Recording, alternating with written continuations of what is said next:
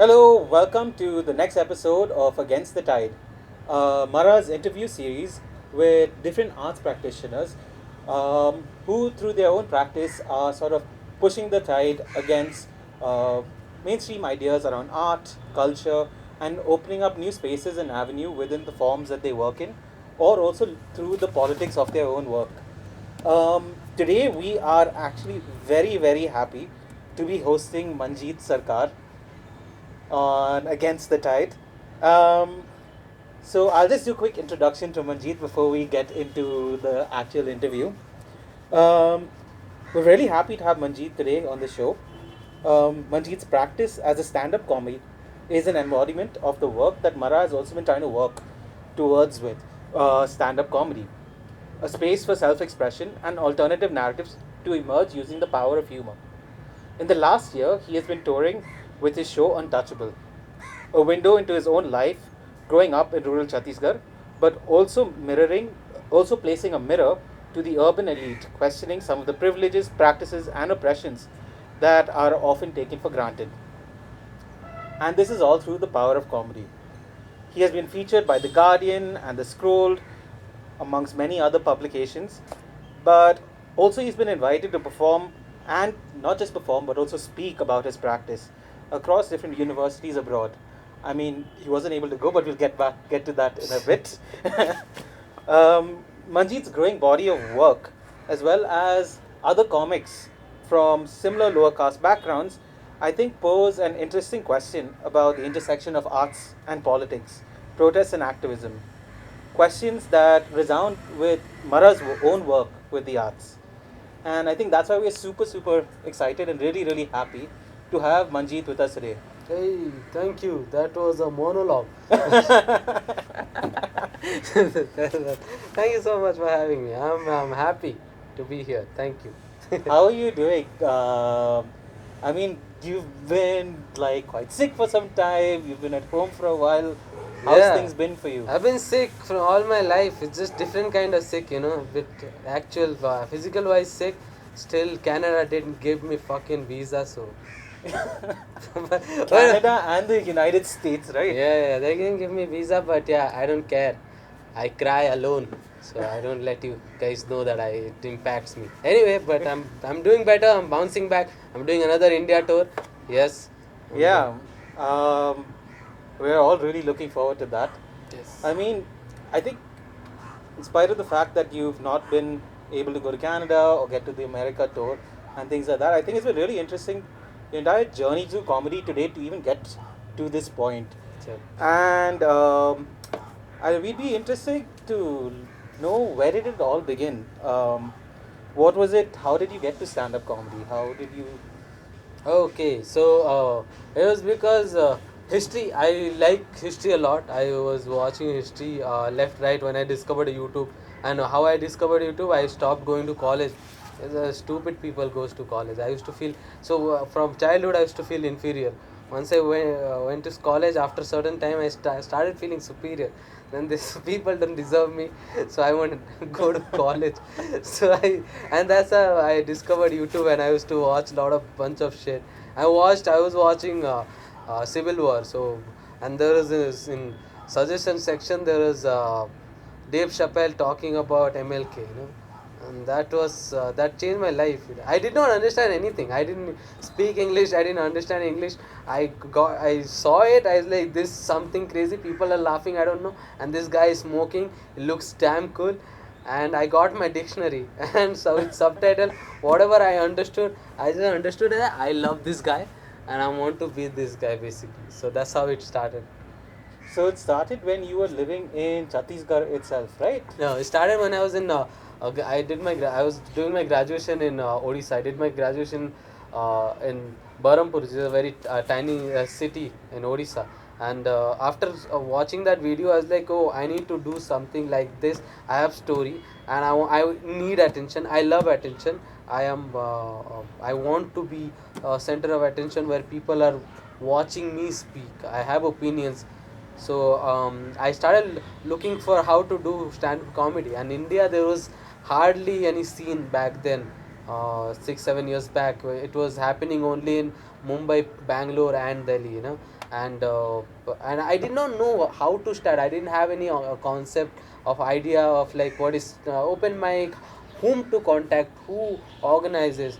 But I kept googling, and one event I got to know there was to be one open mic each month in Bhubaneswar. Right? And I had spammed the fuck out of the producer that you have to give me the spot, and he was annoyed and he gave me a spot. However, the same day I had a back paper exam, not back paper, like back paper of back paper. It was like a first year exam, which, and I was in third year, so it was like three time I had failed in that subject, and the same day, and Which subject was it? it was phytochemistry. Oh. Smart, whatever. I did study hard subject, okay. But yeah, and the same day I had exam, and the same day it was a public strike also. So no fucking transportation whatsoever, and I need to go because I have spammed that guy, I've annoyed that guy, so I need to show up. And so I borrowed a motorcycle from of my friend, and I told him that, dude, you are not having an exam because you passed, unlike me, you are a smart kid. Give me, what do you call, company. So he gave me company. We got into the bike, and I still remember crossing my college, okay. All the kids were going to the exam, and they looked at me and they're like, कि, "भांजो, इसका तो पक्का होगा." If we are giving the back exam, this guy, how? So they just laughed at me. They're like, oh. And I just went, I passed away. That changed my entire life. I guess that small decision of like whether I have to choose the college, or like I have to do this, something that I've never done in my life. And where I went and did like 3 minutes only. I had a 3 minute spot, around 5 minutes, but I couldn't do 5 minutes. I got down on stage 3 minutes, and that 3 minutes where I bombed, I did horrible. Oh my god, Jesus! Only 5 people were there. All of them were like friends of the people who were performing. Right. I did horrible, but that 3 minutes felt amazing, and I just wanted to feel that way. It was a very different high. You also traveled a long distance to get there, right? Yeah, From where you- 300 kilometers. Yeah, it was oh Jesus. So in Odisha, the hot is like different kind of hot. Like it's not your regular Chennai hot. The Odisha, after staying in Bangalore for a while, when I go back to any place with little bit hot, no, I feel like I can't live there. But where I used to stay in Odisha, it is the insane hot, and I left Berhampur around 10-11 a.m. I reached Bhubaneswar around 5-6 p.m. So entire time I was in straight highway on peak of summer of Odisha. That was it was horrible, yeah. While coming back, okay, I did the open mic. While coming back, I had pokhalo. Pokhalo is a fermented rice dish in Odisha. We love that shit. We had it, and we both couldn't drive because after you eat it, you get high. So we both had to stop somewhere under a tree. We took a nap, dude, and then we went. It was crazy.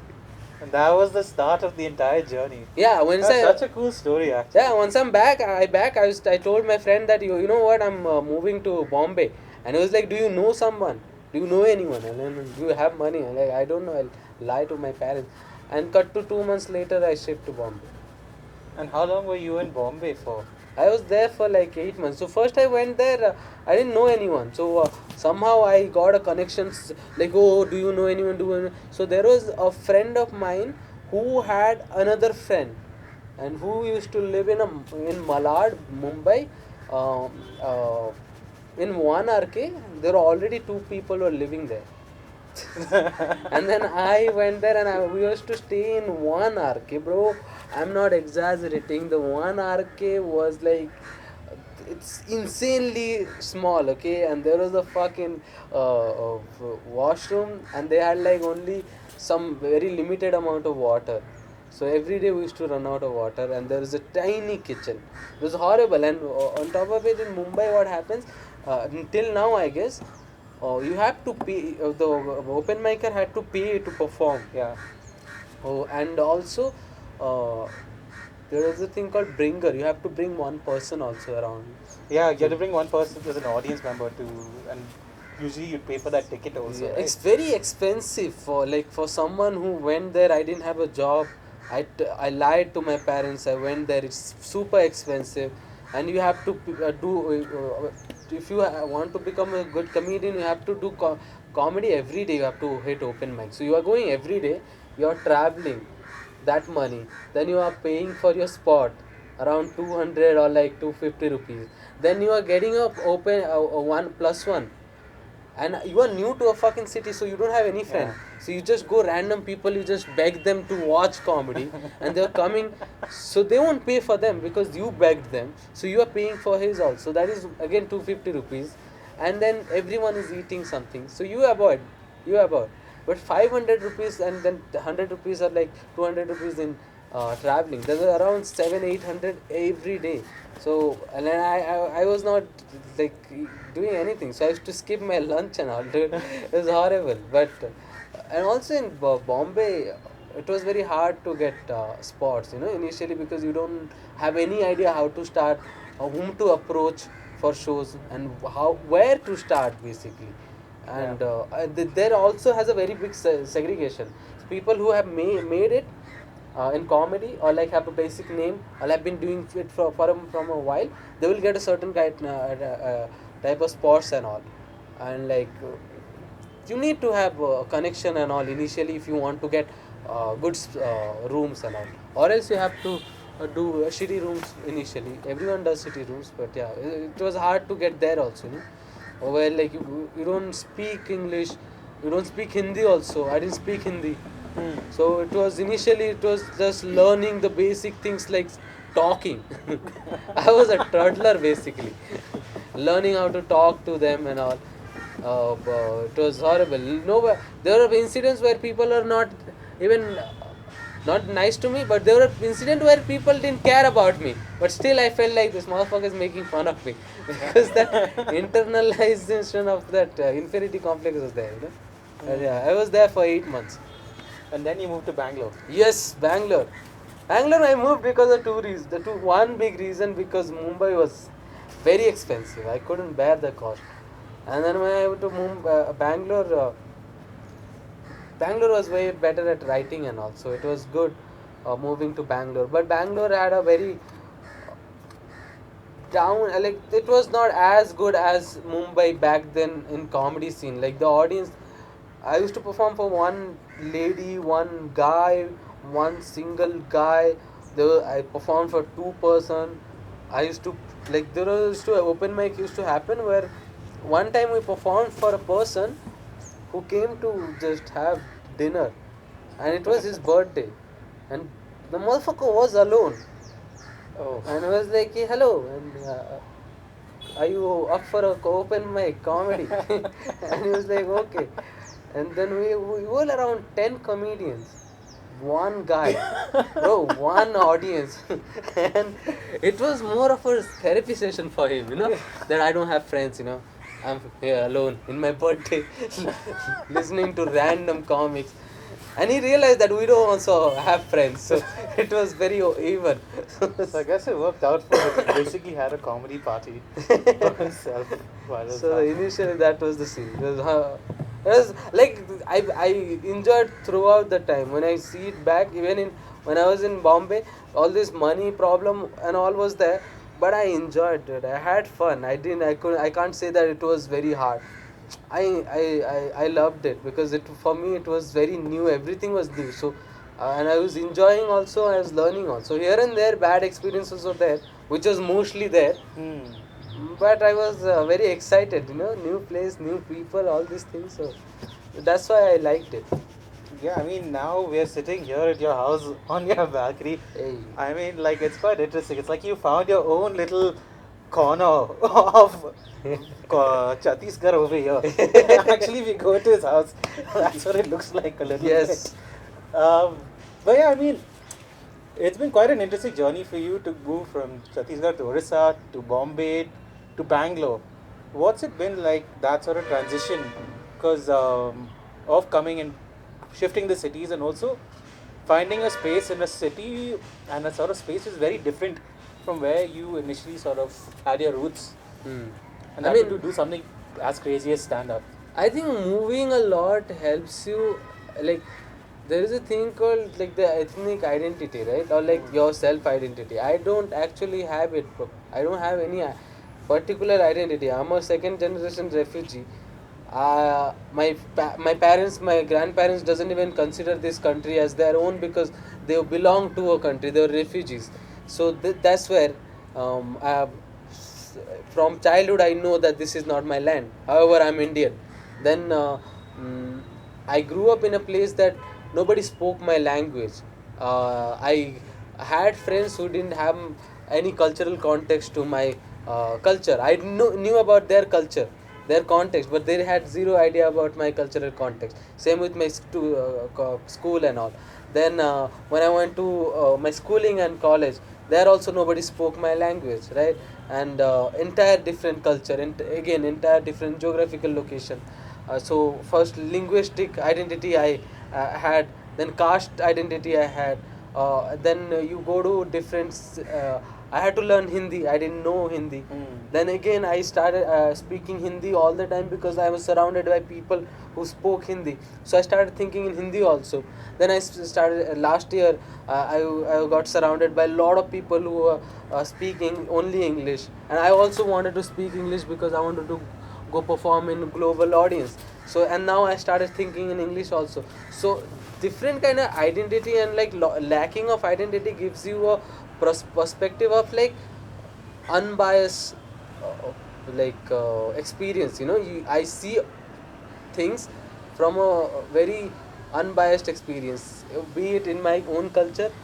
Like I will see things because I don't relate to them anymore, right? I Yeah. have been there for a while, then I've been traveling, so I don't belong to any community mostly internally.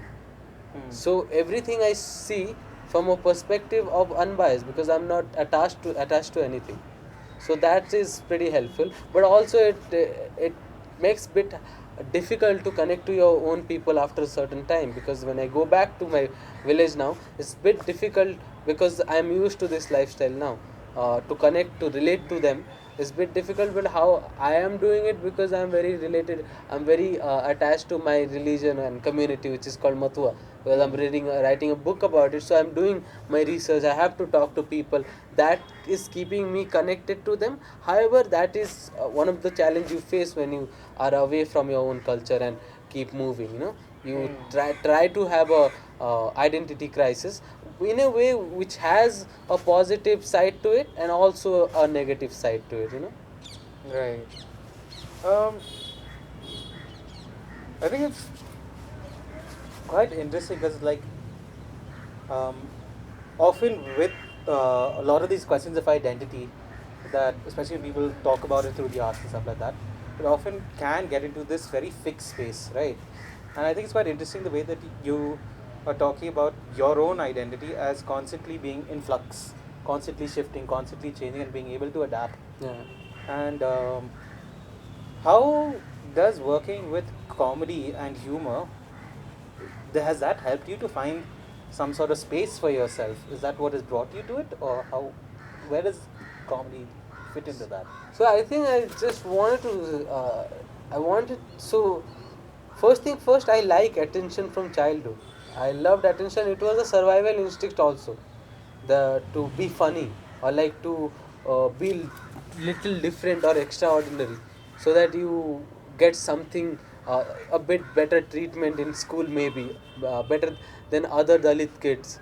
You get a little bit better treatment because you are scoring better, you are a bit funny, you are friendly, all these things. So I wanted to, and also I wanted attention, like I later on I realized, because maybe because my parents didn't have, back then didn't have that much time to like pamper me and all. So now I'm very I throw tantrum to them like a baby because they have time and the privilege to do that, right? Right. So that also could have been there, that I wanted the attention and all. First thing first there. And second thing being, I always liked storytelling. My dad is a great storytelling. I think he's a better storytelling than me. It's just he doesn't know this art form exists. or else he Your prime competition would be your father. yeah, he's a great fucking storyteller. He loves to do that. So, like my dad is the only parent in my entire village who never beat my mom or me or my brother, which is a very weird flex. That, oh, my dad doesn't beat women or their children. He doesn't beat anyone.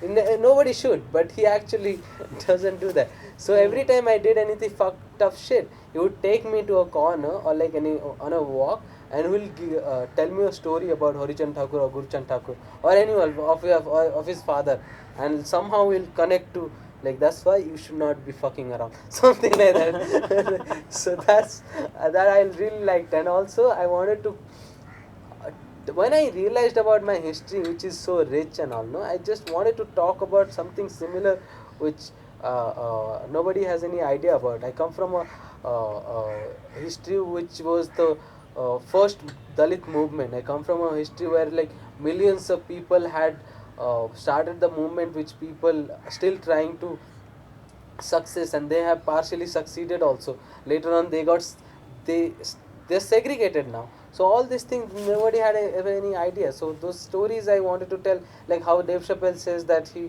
he's a griot, he sees himself a griot, like in Africa when somebody all their story and culture, everything was oral. So a griot used to keep the culture stories alive with oral storytelling. So when some griot died, they used to tell that library burned down. So that's what I wanted to be for my people, my community. That I wanted to be a griot because the kids nowadays in my village and all, they don't have any idea. Like they have idea which caste they are from. They don't have any idea where they are coming from. They Hmm. are like we are third generation. You are third generation or fourth generation refugees. What kind of things have gone? Why you are here?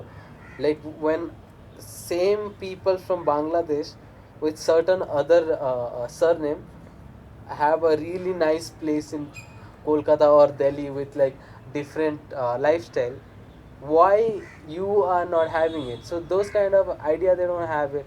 Like the idea of our community, they them it became just like another religion where like it came the mythological character came, not the truth and the philosophy.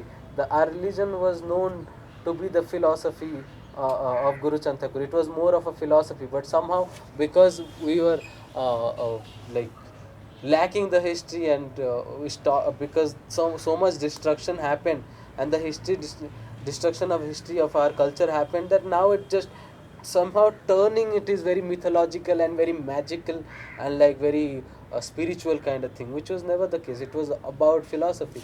So I wanted to talk about it, so that's how it became. Maybe for the people who are watching this, you could tell us a little bit about that philosophy, about Guru Chand Thakur, about the Mathuas, and So Matua is initially it was a really community, a movement. Initially it was a movement. Later it became a religion. The movement was started by Harichand Thakur in early 1800. Uh, he was fed up by the constant discrimination of bhaktis.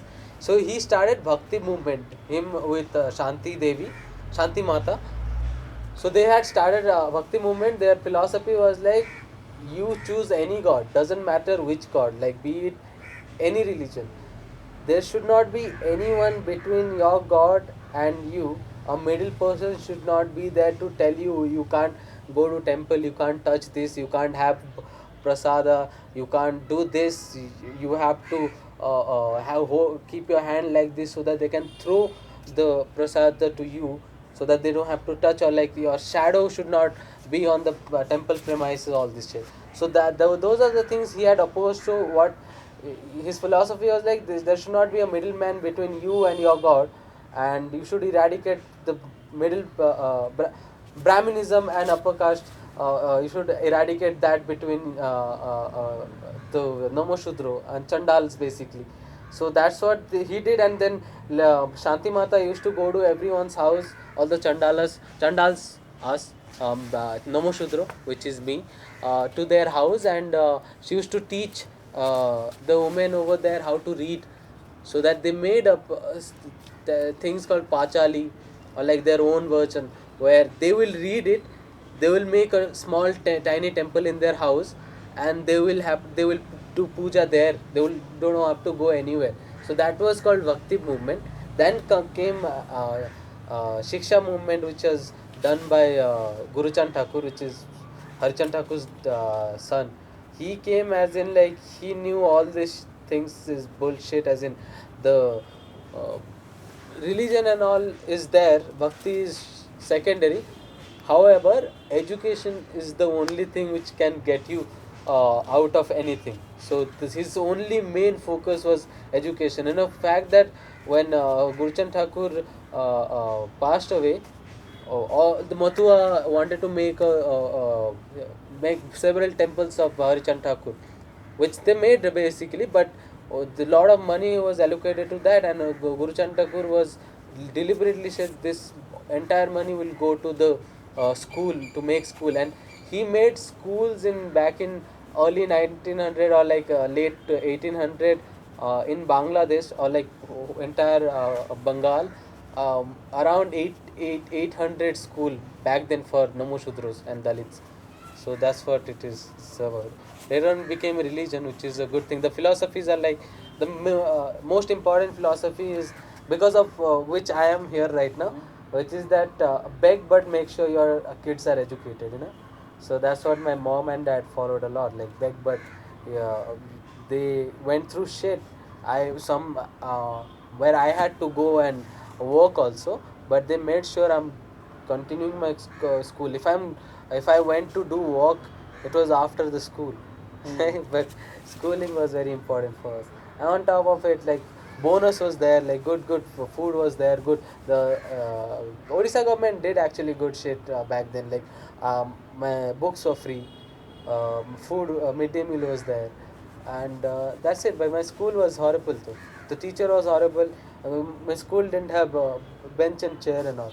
So first thing when I went to the plus two, my first criteria was if it has bench and chair and bench, I will go to that college.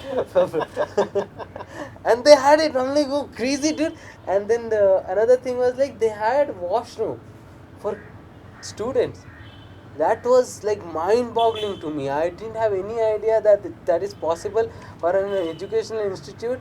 The student would have their private because in my school there was washrooms, but those are strictly used by teachers. They would fucking they would lock fucking toilets, dog. How insecure are you? That fucking Dalits should not fucking take a dump here. If they take a dump, we'll clean it. I mean, I think it's quite interesting to hear you talk about that history. And I think in other interviews we've also spoken about the fact that, also in our conversations, about how that history is sometimes just removed from the wider sort of ideas around that it's sort of come from Bangladesh, for example. Yeah. Or also, forget about that, even some of the things that you talk about within your sets, for example. So I've watched your set a couple of times now, Yeah. and like each time it's been a little bit different. And I think it's quite interesting the way that you sort of very, very straightforwardly position all of these realities within it. Yeah. And I think the way I'm understanding it is also the way that it's about remembering those histories. It's about sharing that life that exists in the area that you grew up as well. Yeah. What was it about comedy, and like why did you? What brought you to feel like that needs to be the central part of a comedy set, and to use that language of comedy to share those things? I think the comedy is best when it is honest. I mean, if you go to stage tomorrow and just be vulnerable, and because you are vulnerable as human being. I know you for like 1 year now. So if you just be yourself on stage, that is funny. If you just tell the truth, what you think about, what matters to you, if you tell that is the actual comedy, you should be free. you should be yourself on stage. And that's what I think about, that's what impacted me, and that's what I want to talk about. If I have given a stage, then I want to talk about something that I feel later on that, you know what, uh, this is what I wanted to talk about. I don't want to talk about, I don't want to talk about like, oh, you know what happened today, or like, my nice as something like that. I don't want to do where, see, okay, if if my friend or like your friend make like you laugh while drinking tea, like adda karte hai jab, or they are funny, right, they say funny stuff. I don't want to do that. People are paying me money. And also, what is the difference between me and him if I'm doing the same? I got a stage, have to respect that particular thing, right? So that's why I I forgot the question, but anyway. The question is about like Yeah, what I you- what I put it. Yeah, so that's why I put it, because I want to talk about things that I think about, and I don't want to make them that much happy. You know, I want like that. If you watched my show, it's like yeah. 50% is like they're laughing. 50% of the jokes are actually very just funny, but also 50% of the time I just try to say something that which is surprising, not that just funny. Lot of jokes I get laugh, it's not just because it's funny, but it's because they are relieved, because I was holding them. It's called in stand-up comedy terminology is we call it tension. So Hmm. you build a tension and you hold it, so they are feeling so uncomfortable. When you release the tension, they feel it's little bit funny, but it's more of a release, like thank God I'm out of this thing now. Yeah. Just tell me the next joke, man. So that's Yeah, that's true. I mean, I was just gonna ask you a question about that. Like, in our conversations, there's been two main people that you've about comedy that you talk about. One is Chappelle in relation to the storytelling, and the other is Patrice O'Neill, yeah. which is this idea about the idea of bringing horror Yeah. in comedy as well. Yeah. And like, I think it's beautiful because I think in an interview that you did with Varun Grover Yeah. as well, you released that snippet on your Instagram, right? Yeah. Where he was like, the really interesting thing about your comedy is that you're making the audience laugh. You're laughing with your audience, but there's also a point where you're laughing at the audience as well, right? Yeah. And it's you are talking about home. You're introducing us to a new world, and it's almost like you're there.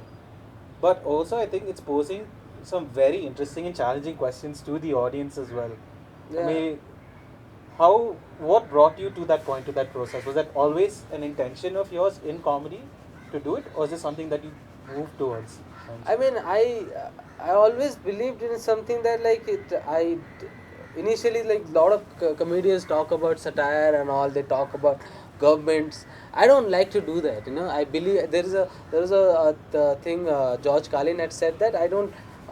It's not the government problem. It's your problem. That's why the government is there. So you voted them. So you are the culprit. So I believe the same. And also like I like to why I laugh at them, because it's very funny, you know.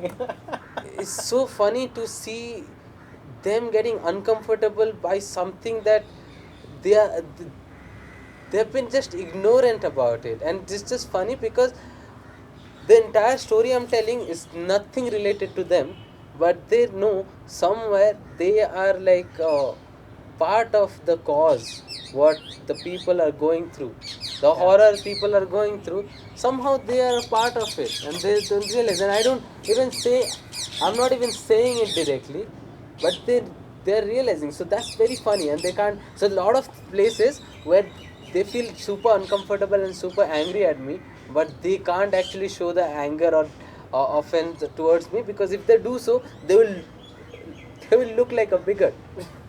Yeah.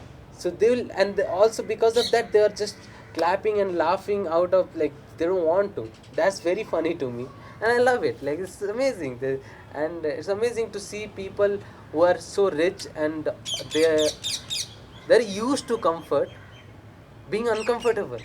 That's what me and Varun Grover also was talking about. Well, like, why? I don't want to make you happy, dude. I don't want to make you, I don't want to entertain you. They're all the audiences I have mostly, they're fucking rich, they're privileged. If you want to be happy, if they want to be happy, then fucking see your bank statement, dude, and laugh. That's what it is. Comics comes and they're like, I'm so lucky I make people laugh. Bro, you think you make them happy? They have everything. They have fucking crores of money. They're coming in BMW. You come in fucking auto rickshaw and you took fucking udhar from me.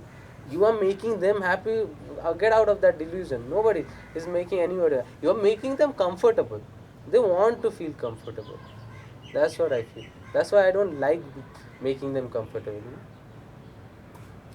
I think it's interesting that that the way that you actually play with both sides of it, of inviting us into the world that you've created, and then also playing this idea of building the tension and making your audience uncomfortable, but also there are releases as well, and that comes down to craft. In fact, there's a number of different things that you do in the Untouchable special, Yeah. right? Which is playing with this idea of tension. I like to sort of move into a little bit into the craft Yeah. aspect of it as well. Um, like you said, a lot of the discomfort, like making people uncomfortable, that happens, is about making them face certain realities, Yeah. right? Um, but at least when I understood it and I watched it, like you make people uncomfortable, but also there is a meter that you're following as well, right? Yeah. In terms of like bringing it to a point and then releasing the tension, bringing it to that point and releasing the tension. And why one could easily just stick with that tension? Yeah. Why do you feel the need to release that Yeah. at that point?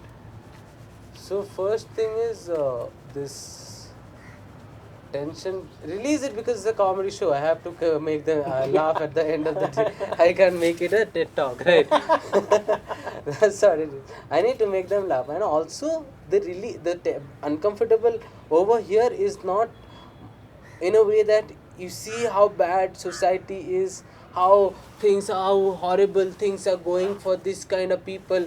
Oh my life, that's not the place where the uncomfortableness is coming from. Uncomfortableness is somewhere like I talk about something where they indirectly or directly they should be blamed, and I don't even tell that you are the culprit, you should be blamed, but they somehow realize they are the one who are involved. And so I have the tension right there, that they want to know what else I can say. And once you do it, to get into the next joke, you have to like rub their back little bit emotionally or like psychologically, that you know what, here it's once again, get ready for the other one. So that's why, and also because it's a comedy show, you have to make them laugh. So releasing, if there is any tension, you have to release the tension. There is no way you can't just keep them with the tension. That's like art movie, we don't do that. That's boring. In comedy, that's open ending and all, we don't do that. We are no fucking open ending scene here. You have to give a good closure to every joke and to have a grand closure for your show. That's it, because people have paid to watch. Yeah. But I think in one of your other interviews, the recent one you released, in a podcast, Yeah. you also spoke about this idea of around bias, right?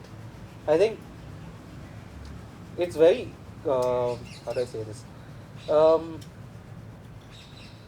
you spoke about ideas around bias and how the idea is not for you to show certain types of bias that you might have Yeah. against people Yes. or against the audience members and things like Yes.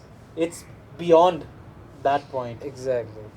It's just like empathy, right? I can't come from a place of hate. I should not also. An artist should not come from a place of, nobody, and human should not come. If you are coming from a point of hate, then you can't come from a point of like a fact or uh, honesty, right? You have, so whenever I write something, I try to have like a perspective from empathy, right? Like if I'm bashing about something, I know what sort of things they go from, and what things I should address about that. Like, because, as I said, because of my identity, that because I traveled a lot, because I have been to different places, fortunately I have been in touch and talked and be friends with lot of people with different diversity background, be it upper caste, be it different religion, be it super rich people, be it middle class people, be it ignorant people, because my job requires me to talk to and meet lot of people who are ignorant, who are dumb, Hmm. or who are privileged and they don't have any idea about their privilege. All those people I meet. However, I can't just hate them, because I have this thing, right? I can't hate someone whom I don't know personally. If I know personally, I can hate. So if I'm talking about a generally audience, then I will come with a uh, little bit of empathy, that why it is happening. If I talk about that, why I empathize with upper caste people, because I know that their children are the one who will suffer from mental illness the most, because the restriction they have. Hmm. From childhood, you should not do this, you should not do that, you should behave correctly, this is not the way to eat, this is not the way to speak, this is not the color we wear. the, our community girls doesn't do that, we don't do that, our boys can't do anything, but we within the caste, right? Hmm. So the amount of restriction they have, so I know for a fact that their mental health, they're gonna fuck. Yeah. So you have to come from that empathy also, but you can't just ignore the fact that the other party is Yeah. fully. So you have to see the problem from how Baba Sahab did, basically, right? You have to get the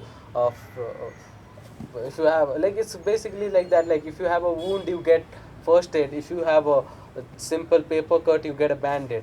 But you need to see both the side. So that's what it is. There's a really interesting interview by this writer called James Baldwin, a black writer, Uh, as well, which is just about that. Where he's trying to talk about how do I actually, in this entire struggle of like the civil rights movements and trying to push for the rights of black people and fighting against the violence, throughout all of this, there's no way that I can't take into account the positions that the white people are also coming from. yeah, And like exactly. how the question is, how do you confront that? How do you push that? Yeah. I think his thing was like, like you said, you always tell the truth. There's an authenticity around it as Yeah. well. Right? Yeah. Um, the other part of the craft thing that I want to talk about is something we had a conversation about before. Is that you're placing stories from your childhood, like even today, like you're talking about stories from your childhood, Hmm. which were struggles as well. Um, and the idea of placing these struggles in a comedy set is not an easy task, right? Because you have to make it sound gangster too.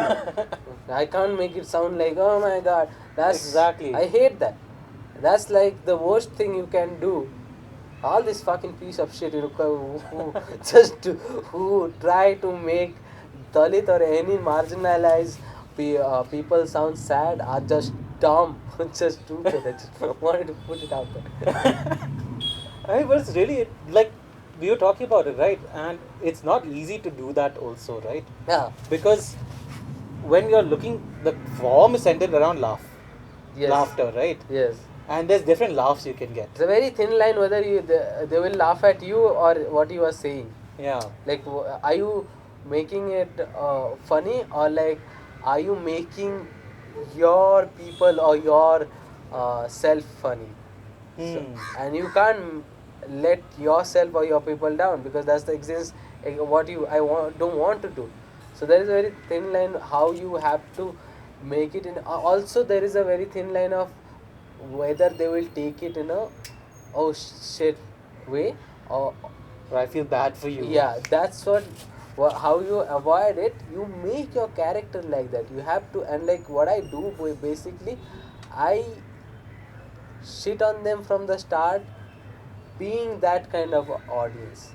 I have sets where I talk about you guys are dumb, you guys should I have a set about why they feel sympathy towards Dalit people, and they want to feel sympathized so that they can feel superior. So I redeem myself there only, that if you people over sympathize with any of my story, then you guys are just entitled piece of shit that you want to feel superior just to feel sympathize with me.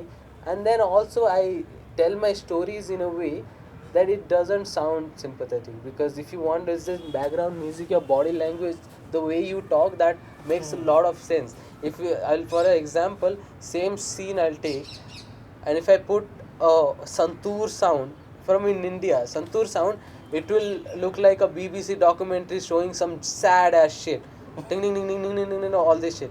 But I same shot if I take, and if I put a hip hop beat, it will sound like, oh, we are seeing something crazy thing. So it's just, it's all also completely depends on your body language, your Yeah. confidence, how you put it out, how you pronouncing it, and how your rhythm is while talking to. So those kind of things matters a lot when you talk, how they take it, right? Untouchable is not about that untouchable, right? Untouchable is that you are untouchable in the game. Yes, that's it is. Untouchable show name I gave because it's double entendre, because I'm Chandal and because I'm too good for your comedian. You know, I'm too good. Your favorite comedian can't even. Bro, I know I can't do fucking Ola over Tinder joke, but they can't do my jokes too, bitch. Um, uh, the other playing that happens in the set, like I saw, is like, I think it's really interesting the way that even within progressive spaces, there are certain taboo topics Yeah. that you can't touch. Whether Yes. it's like certain ideas around feminism, Yes. or certain ideas around mental health and things Yes. like that. Whereas within the set, the untouchable set, these are things that you touch. Yes. Do you like what was the idea behind that, and what allows you to do that? What That's- allows you to play for it? Play So with it? they need to understand that I come from a place. I come from a place of very unbiasedness, right? So where I don't see a very big difference between this woke audience of people who are very progressive in city and people who are. For me, anyone who doesn't have any idea about the lower class and lower caste people in rural area are pretty much fucking same to me. So the feminism and the womanism we talk about here, I am very much in support to that. However, I would appreciate a lot and I would involve myself to that movement.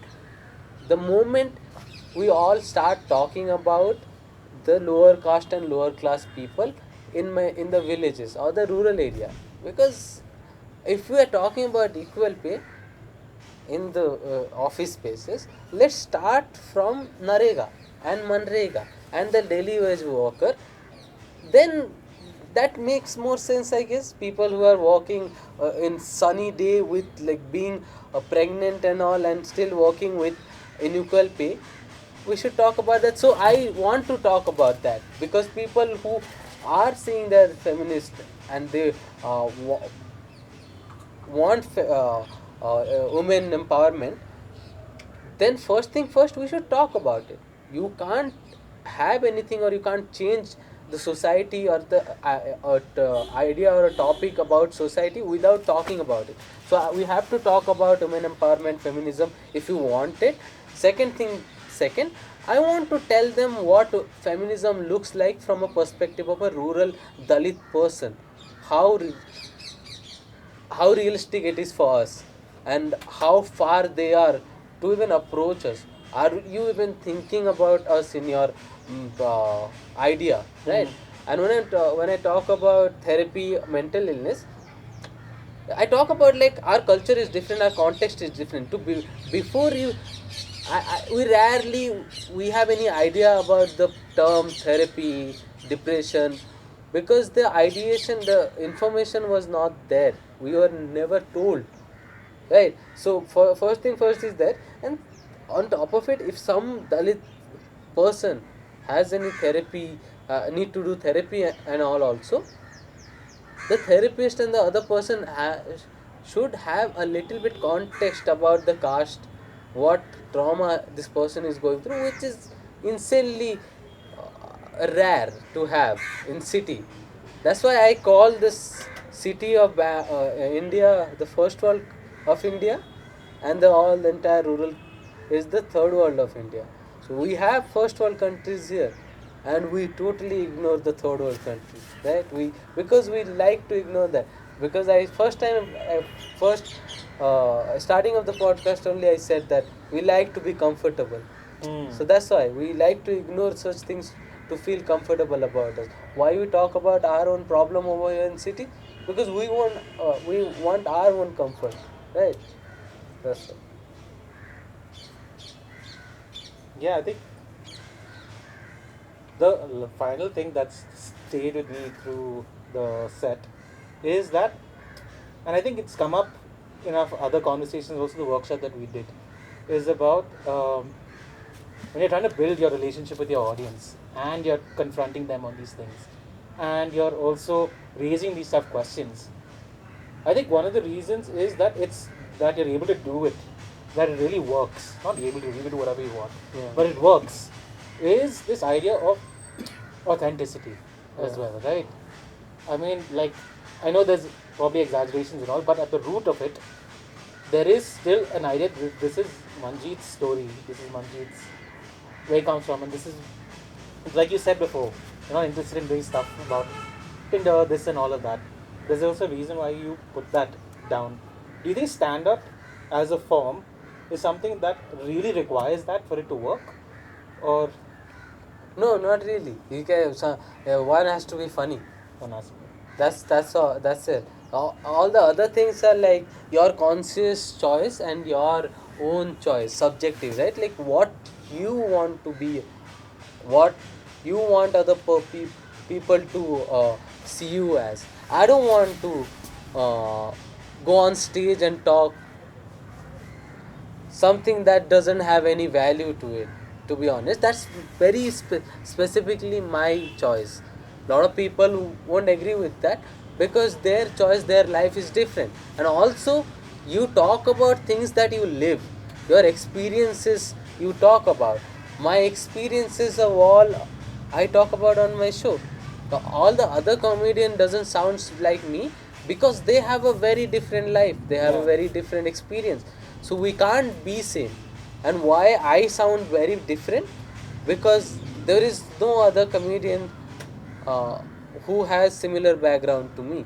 So that's what it is. And I think anything just funny is let the audience decide, and audience taste decide. Like there are comedians who I don't like Kevin Hart.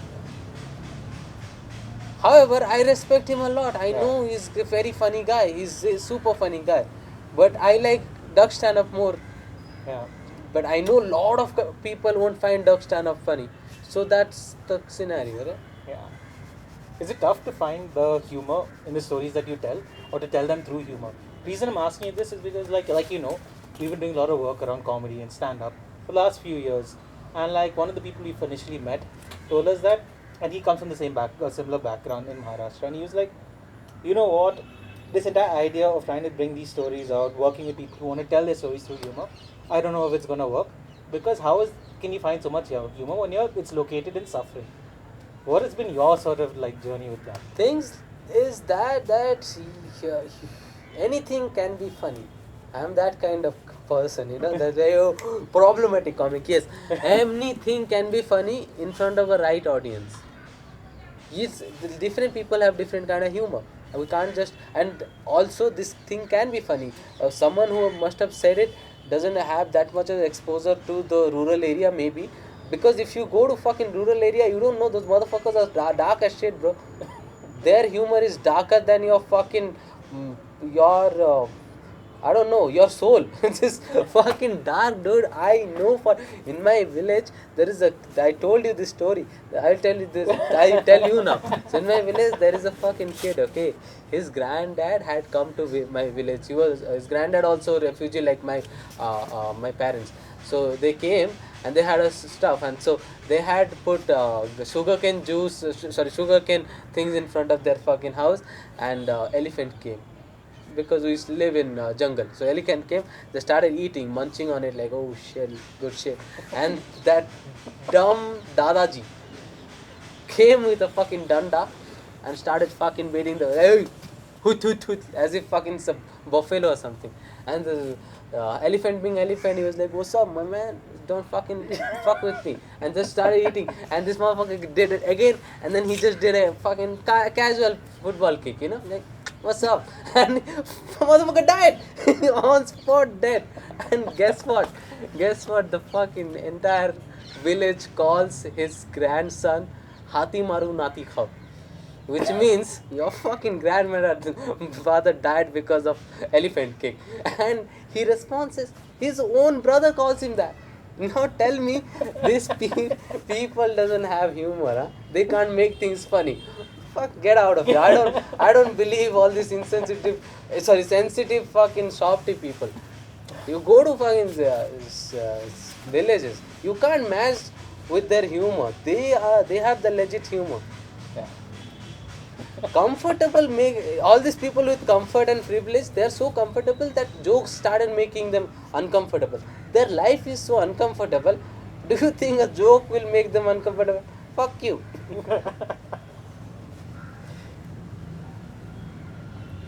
Huh? Okay. So people like you, as well as other comics. I mean, I'm talking about like Ankur. Different contexts, not the same, but all are coming under this category right now of Dalit comedy. Are like, so you guys are the first movers within this space, first people to be performing in stand-up comedy circuits, taking the stage and all. So, being first movers and also being from the positions that this comedy comes with a lot of baggage, and it also comes with a lot of struggles and challenges. What's some of the things that you've had to face entering this game and bringing this material into the? It's basically like it's the same for any field for a Dalit guy to go. You will face the same kind of this of problems. So I won't just say something like, "Oh, this was so hard" and all. If you see from a perspective of like someone who doesn't know how caste problems works and caste discrimination, or like all the nitty-gritty of discrimination works in different art form or any profession, so you will find it very hard from outside. But if a person who belongs to this caste, who has like, we are prepared, right? So it's very regular, like you are the regular stuff, like you won't have friends initially, or like later also you will hardly have friends. You will be judged too much. They will talk on behalf of you. All these things, like your talent, thing will be questioned throughout the time. So it's very normal for every Dalit kid, I guess. All the Dalit people who are in any art form or a profession where they are very less, which is all of it.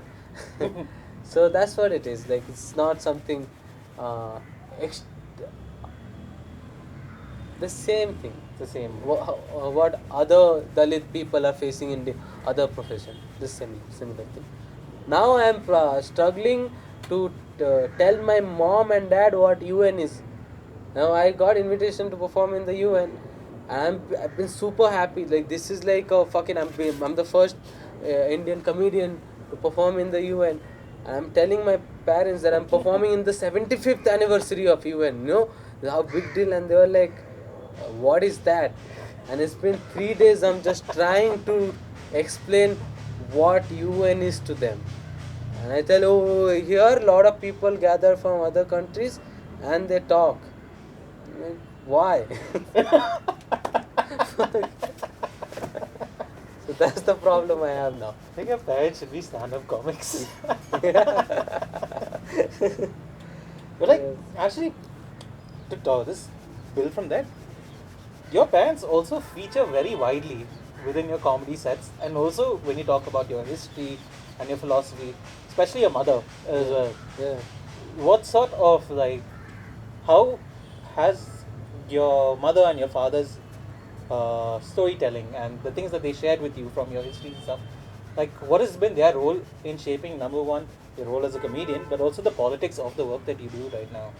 So my mom was married to my dad when she was 11 or 12 years old, and she was really good at study.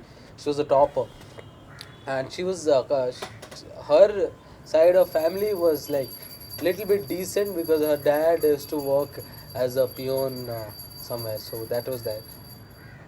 Yeah, yeah. So my mom was a topper, and she got married to my dad, which was my dad must be the luckiest guy I've ever met. First, shouldn't marry a very young person, which I was very upset when I knew, but I can't. It's Mm. my dad, and so he also did not know this is illegal. Nobody told him that this is bad. How would he know? But he got married to my dad, and they had my brother, and they had me when like insane level of poverty, which was again crazy. Like, bro, maybe they couldn't afford condoms. So that is my okay, defense to that. They couldn't afford condoms, and when we both were born, so my dad actually parented me, my brother, and my mom all together. So Right. and he's a great parent. He is the best person to parent. So that's my mom also has a very much. Uh, she's very much influenced by my dad. So because my dad likes to know a lot of things, because he's a storyteller. Because to tell story you have to accumulate also, no. So he likes to tell stories. So he told my mom a lot of stories. So my mom likes to read a lot. So he read a lot of Bengali literature, all this thing, Mm. and he to Twitter me and my brother till 8th standard, because we didn't have anyone where to go also because of the financial situation. Also, she was pretty fucking good. I didn't know we didn't have to go anywhere. She used to beat the shit out of us. So my dad never beat me because my mom used to beat on behalf of my dad too. So that's why she never. But she had that much impact on me until now when they're very happy that I talk about what I talk about. But they're a little bit scared also. Like they're like very sneaky. My mom called me and they're like, I read this about Matua recently. You should talk about it. And then also they were like, oh, keep it low key. They're scared also. When we did this recently interview with my dad because of my documentary, and uh, my director asked my dad like, what do you think about your son talking about all this caste? And my dad said, I'm very proud. And my dad never said proud and all this thing in his entire life. Entire, no, not to me, not just nobody. We didn't have that word. He discovered it that day. He's- he said, I'm really proud because there are a lot of people we know from my community who does little bit good. They study and uh, uh, they hide their identity. They change how they speak. We speak Bangal. We speak Bangladeshi Bengali. When people from our area, when Dalit Bengalis, when they start doing little bit better in life, they start speaking how Kolkata people speak, so that people don't recognize their Dalit. Right. So that happens with that. They hide their identity. So which is not wrong, because I know why they do it. You know why they do it. It's necessary to fucking live in a society humanly, but to pretend that you are a upper caste, to hide their identity. But my dad said, I'm very happy that he is able to being honest with everyone, and nothing is better than honest, because I am happy that he is free enough to tell his identity without any hesitation, and he's talking about himself with honesty. So that's what I said. Mm. So that's beautiful. He's proud and all, dude. Yeah. We talked about my depression also. His tale is like, yeah, that time. No, he acknowledged my depression though. Right. He talked about what and all my childhood. That was crazy. My dad talked about what are the childhood things would cause me, a person who never studied psychology. See, psychology is not a real degree. You don't have to fucking study that. Dharmaraj Sarkar is there. He doesn't know how to write his own name. He's a Anguta Chap. I it's like your dad said, like the fact that you're able to be honest about your identity and put it out there, and that becoming a space for where you're building your work also. Um, how do you see like the work that you do as Manjeet, Blue Material, Ankur? Mayur, all the different comics who are doing this in different ways. It's not all the same. How do you see this as part of a wider anti-caste movement? Part of the anti-caste movement. Do you see it as part of the anti-caste movement? Do you see it, or do you Hmm. see that having that weight? I think it can be a movement, but it's mostly like representation first. Like give them a free stage to talk about. Let them at least come here. It's just we are just a five comedians are there. That's a shame first. Like That's true. There's only five, right? there are more than 10,000 comedians in your country, and there are only five comedians where there's only one comedian from the rural area, Dalit comedian. There is only one female Dalit comedian, and others I believe are from the city. That too from only Maharashtra. Now imagine how many places are we missing, right? So I'm the only one who is not from Maharashtra, and all the other Dalit comedians are from Maharashtra. So you see, five comedians are Dalit. So I just think that let's just get more people to like let's make this stage more affordable for not just Dalit people, just anyone from marginalized community. They should have this opportunity. It looks like a dream. It looks like owning something very expensive. It's so expensive to do, and later on maybe it can become some movement and all you can do. I'll give an example. When black people started doing comedy, even initially it was just let them talk. They were doing stereotypical typical black and making fun of themselves on stage because they just, and everyone was like, just do that's enough. Like finally our representation. Yeah. Just we need more people. Everyone should be and let them talk about whatever they want to talk about. I don't want people to talk about only caste. I don't want any Dalit guy to come and just talk about caste. I want him to talk about what he feels to talk about. It's any his life is his life. He should talk about anything. But if somebody is talking about caste, it's really good. We should talk about caste. If not now, then how many more centuries we have to wait? Later on, when black comedy became a really big thing, and the cops' brutality was going bad and bad day by day, Def Comedy Jam walked as a charm. That was a very big movement that gave so many black artists career. Chris Tucker came from there. Kevin Hart came from there. Bunny Mac came from there. Steve Harvey came from there. Russell Peter was there. Bill Burr also performed there. Dave Chappelle was there. So many big Patrice was there. So many big men that, and that movement was like whole entirely they used to organize for black people. I don't. I'm not asking to because I want every.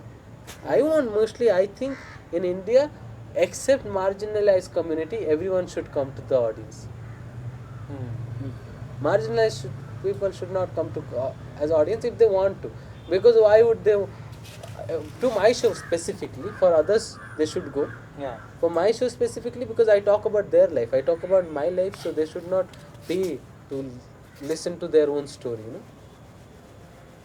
What do you think of this entire category Dalit comedy? I mean, like, that's been, there's a lot of articles around the work that you guys are doing. Are Yeah. you interested in it?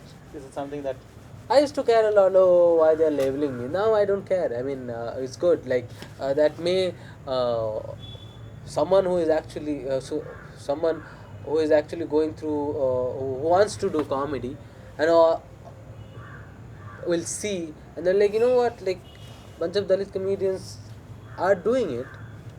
I think I can do it too. So like, there must be other people from different marginalized group. They will see it and they're like, you know what, this is a possibility because maybe the terms help. Like black comedy, yeah. it is a thing. So should be a Dalit comedy should be a thing. It's not about talking about caste, but it's about a Dalit guy doing stand-up comedy. That is Dalit comedy. That is Dalit stand-up comedian, right? So that is my stand on that. Like it is a thing.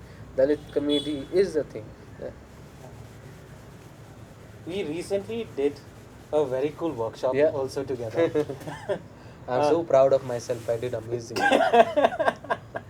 Where basically we worked with 4 or 5 different people from across the city, part of different organizations, and it's like you said, there needs to be more people who's taking up this form, using comedy to tell their stories. Bro, those in that workshop, all four of them were so amazing, dude. I can't even tell you that they never did open mic and all that. That was their second or first time doing mic. Each one had so good, interesting stories. I, I think as a comedy fan also, I don't need funny. I need interesting and funny. Motherfucker had some interest, and because they have a life.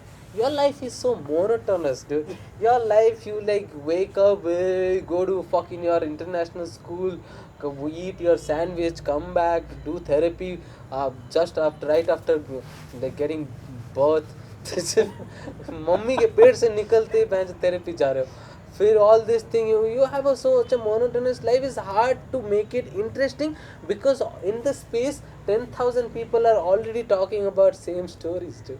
Yeah. That guy had such a interest, that tamta player guy, amazing fucking stories they have dude. That's what we need. I mean that very very subjective. I love your favorite comedians too. What did you take away from that workshop? I what I took away is that like I need to go back to my village very often. Like it's that was very beautiful what their stories, you know, and also it's just like interesting is something which is good. The stories, your differences makes you unique in art form. Your most selling thing is how different your experience in life was. The weirder and the different stories you have, and the fucked up societal term fucked up. I don't consider my childhood as fucked up, but people see my childhood and they're like, ah, your life was fucked up, buddy. But if you have that, then it means that you have lived a very different experiences and you had a lot of good different perspective. So that helps you telling stories from a perspective that people have never been to. I think there was a Ajay was telling me. Ajay is my best friend. Shout out. So he had telling me he was like there was like some Dostoevsky and some other dude and all. It's like those are the best philosopher, writer, whatever. One guy is like he was the best of best, and he was privileged. Another guy who was insanely best and the greatest of all time was a writer slash philosopher. He came from dirt poor. So and he's like this guy is insanely better than all of him because he has idea from the ground to sky. He has all the level of ideas, but this guy has only one perspective.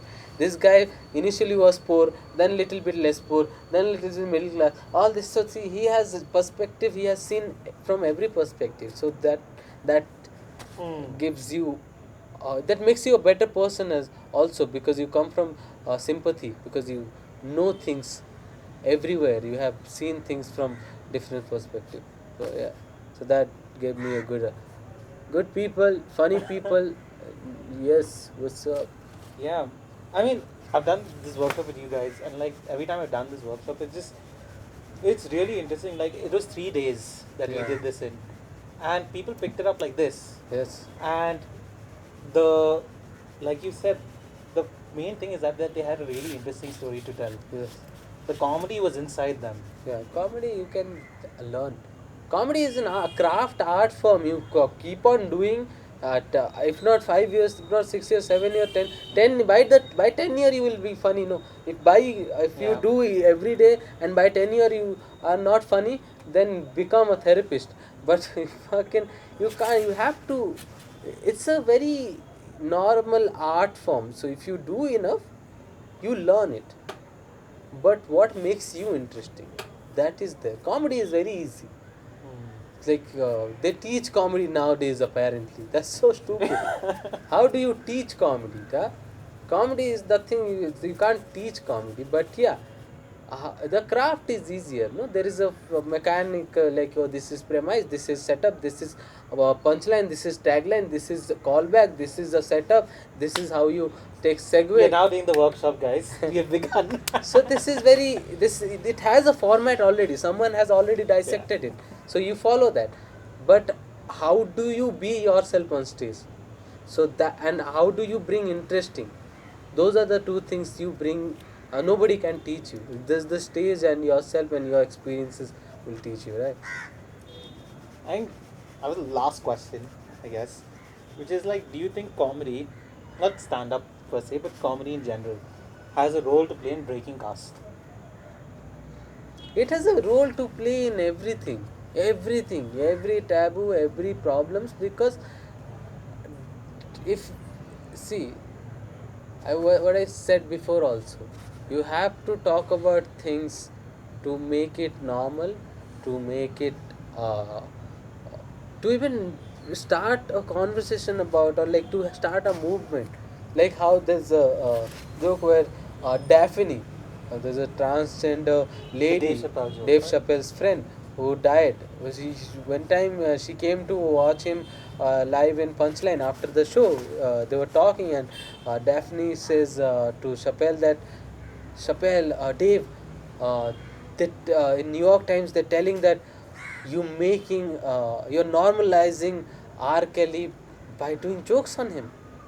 But they never, that definition says, but they never tells that you're normalizing a transgender by talking about us. But I know, like, there must be. That's the thing, right? You have to talk about things to normalize it.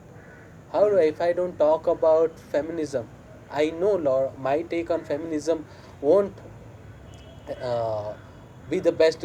People won't agree with my take on feminism, but if I don't Hmm. talk about it, how will you again talk about it? It should be a conversation, right? Or like, if I don't talk about it and I talk about it from a perspective of a village and how feminism looks there, nobody is anyway talking about it, no? So Yeah. let me talk about it. Yeah. So yeah, talking is the only way. So comedy is the only way, not only way, one One of of the the ways. major way you can Yeah. address things. Amazing. Um, Thank you very much, Manjeet, for doing this interview with us. It was really, I really enjoyed it. And Manjeet's running his All India tour starting next month, November, right? November 11th, I'm doing Hyderabad. November 18th, I'm doing Bombay. November 19th, I'm doing Pune. December, I'm 22nd and 23rd, I'm doing Delhi. December 25th, my self-claimed birthday, because I don't have a birthday. So I had to choose my birthday. I chose 25th December because Jesus and me has very similarities. I like that guy. That's why. He's a very nice guy. He's a great hairstyle. So that's why, and also great philosophy. I like that person. So I, that's why I self-claimed that date as my birthday. And later, so I'm doing two shows on Christmas Eve. Yes, get the tickets on Book My Show or manjeetsarkar.com. I'm very Amazing. awkward when I'm not talking to him. Amazing. Thank you very much. And yeah, listen out for the next episode of Against the Tide as well. Thank you, Manjeet. Thank you, everyone. So,